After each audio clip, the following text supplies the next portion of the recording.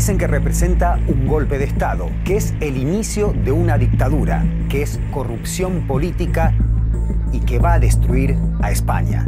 En España se dicen muchas cosas sobre cómo logró formar un nuevo gobierno Pedro Sánchez, concretamente de la propuesta de ley de amnistía. Una iniciativa que es producto del pacto entre los socialdemócratas del PSOE que responden a Sánchez y los independentistas catalanes y que permitió, en pocas palabras, que Pedro Sánchez esté al frente del gobierno de España por 4 años más. Pero realmente, ¿existe ese peligro, digámoslo de forma simple, de que se rompa España? Hay exageración, desinformación y críticas legítimas. También hay incertidumbre sobre el alcance real de la ley, tanto en lo político como en lo social. En DW Verifica aportamos datos para romper con algunas teorías, pero también para que saquen sus propias conclusiones.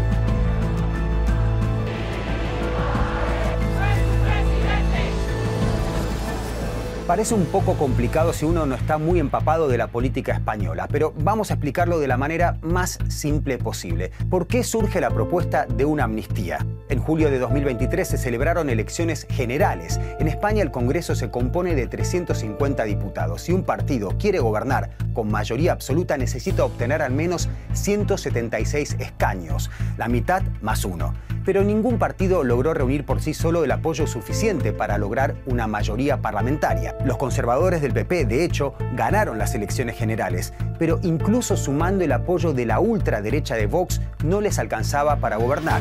Y ahí, después de muchas idas y vueltas, el PSOE encontró la forma de que Pedro Sánchez sea reelecto.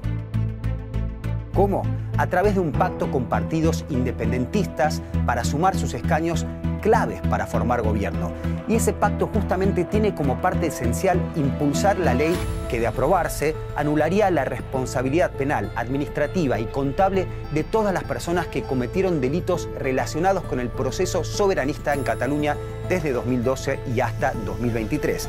Es decir, de quienes intentaron conseguir la independencia de Cataluña tanto en las calles, en el ámbito académico, como en el político, incluido en este último Carles Puigdemont como principal impulsor de ese proceso. Oremos por la unidad de España, que es un proyecto histórico de siglos y siglos. ¿Por qué romperla ahora? La agresión que estamos sufriendo los españoles es existencial. Vemos que nuestro suelo, nuestro concepto de España se desmorona. Entonces, ¿se rompe España? Es cierto que las palabras de Pedro Sánchez aportan al menos algo de confusión. Pasó de decir esto: la amnistía es algo que desde luego no entra en la legislación ni en la Constitución española, a argumentar que la amnistía persigue el interés general de España y que se hace en favor de la convivencia entre españoles. Pero más allá de las contradicciones de Sánchez, la España que se rompe es algo con lo que se insiste desde el amplio espectro de la derecha española y en parte achacan esa teoría a un hipotético acuerdo para un futuro referéndum de independencia de Cataluña similar al de 2017 incorporado al pacto, algo de lo que ya por el momento se han desmarcado los principales partidos independentistas apostando por el diálogo y firmando el acuerdo con el PSOE. Es fácil mezclar, digamos, el juicio político con el juicio de constitucionalidad. Pero yo creo, al menos a mí me corresponde como profesor de Derecho Constitucional, tratar de deslindar ambas cuestiones, ¿no? Y yo creo que desde un punto de vista constitucional, en principio, no hay ningún riesgo para la unidad de España, dado que esta es una propuesta de amnistía, pero no lleva implícito, no lleva aparejada en sí misma, pues por ejemplo, un referéndum de autodeterminación de una parte de Cataluña. Es verdad que eso parece que está latente y a veces expreso en el debate político, pero de momento lo que tenemos es una proposición de ley de amnistía. Es cierto que en el acuerdo aparece la amnistía, pero el acuerdo va mucho más allá porque también por parte de Junts se pone sobre la mesa la hipótesis de un referéndum de autodeterminación.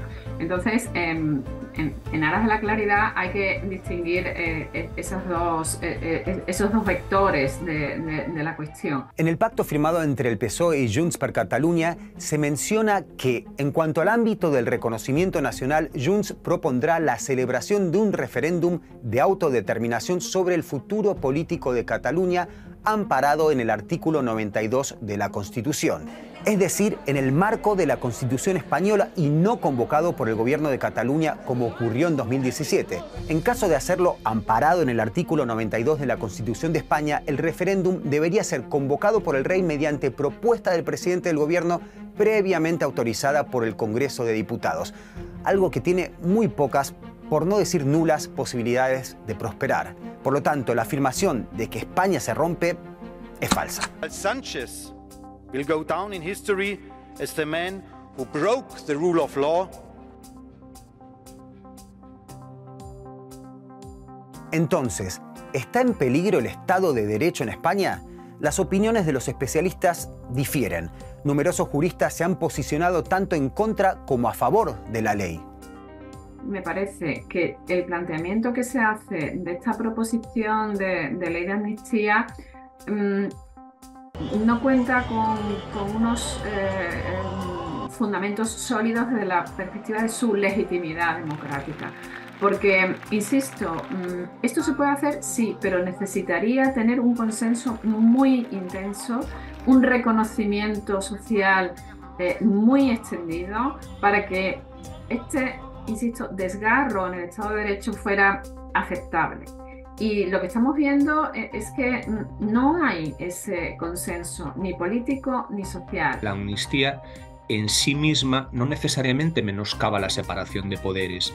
Es decir, no hay que hacer un juicio a priori sobre las amnistías, sino que hay que hacer un juicio a posteriori sobre las concretas leyes de amnistía. De hecho, la figura de la amnistía no es desconocida en Europa. En las últimas décadas se han aprobado leyes de amnistía en países como Italia, Francia, Portugal o incluso aquí en Alemania. La duda es si esta amnistía de España, que aún no está aprobada, entraría en el marco constitucional. Hay que aclarar una cuestión que, como ocurre en Alemania y como ocurre en prácticamente la mayor parte de los países, una ley aprobada en democracia en principio se presume constitucional. Es decir, habrá que ver luego si incurre en algún elemento de inconstitucionalidad, pero en principio se presume que es constitucional. Pero entre tanto borrón y cuenta nueva, emerge uno de los grandes temores de los detractores de la propuesta de ley de amnistía. No a ignorar las víctimas del separatismo, no a borrar delitos de corrupción y terrorismo. Borrar los delitos de terrorismo, dice el líder de la oposición en España. ¿Es realmente así? Según cálculos del PSOE, la norma borrará los antecedentes de más de 300 personas con causas penales, unos 70 policías y cerca de 30 encausados por el Tribunal de Cuentas de España. En cuanto a los delitos de terrorismo, la ley sí excluye el perdón cuando exista una condena firme y hayan consistido en algunas de las conductas previstas en la Directiva Europea del 15 de marzo de 2017, que abarca desde atentados mortales a tenencia y fabricación de explosivos, así como actos de tortura. En el aire quedan casos como el de Tsunami Democratic, la plataforma que coordinó las acciones de protesta durante el proceso independentista. En la proposición de ley sí contempla el tema del terrorismo, siempre que no haya delitos de sangre y aunque no haya recaído sentencia judicial firme sobre los mismos. Y eso, desde luego, sí que es un problema jurídico que plantea dudas.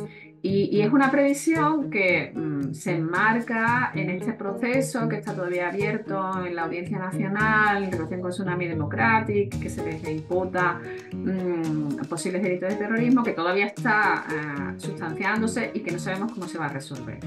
En fin, una afirmación tan rotunda como que se ha terminado el Estado de Derecho en España está muy lejos de haber sido comprobada.